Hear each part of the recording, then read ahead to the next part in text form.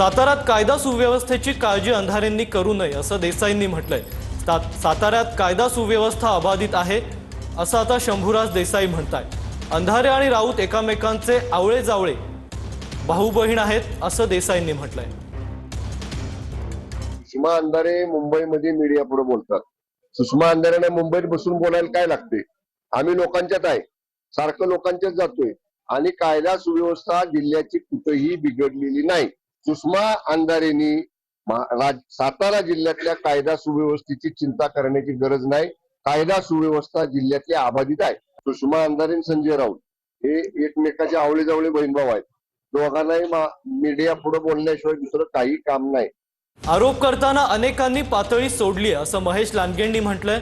अजित पवारांच्या भाजपवरील वक्तव्यावर महेश लांडगेंची ही प्रतिक्रिया समोर आली आहे। आरोपाला उत्तर देण्यात इंटरेस्ट नाही असं महेश लांडगे म्हणाले।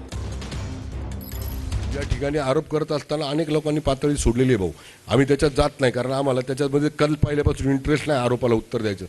पण मी प्रामुख्याने सांगतो, ज्यावेळेस हे माजी सैनिक माझ्याबरोबर येतात, भेटतात, मला माझ्या संग चर्चा करतात, त्यावेळेस मला एक प्रकारची ऊर्जा भेटते भाऊ। यांच्याकडनं, या माजी सैनिकांकडनं नेहमी मला काय मिळतं तर समाजात काम करण्याची ऊर्जा भेटते। दहिसरच्या वॉर्ड क्रमांक 1 मध्ये शिवसेनेच्या कार्यकर्त्यांकडून तरुणाला मारहाण केल्याचं प्रकरण आहे। त्यामध्ये आता अपडेट समोर आले। व्हिडिओ सोशल मीडियावर व्हायरल झालाय। त्या प्रकरणी आता गुन्हा दाखल करण्यात आलाय। काल प्रचार रॅली दरम्यान शिंदेंच्या कार्यकर्त्यांनी तरुणाला मारहाण केली होती।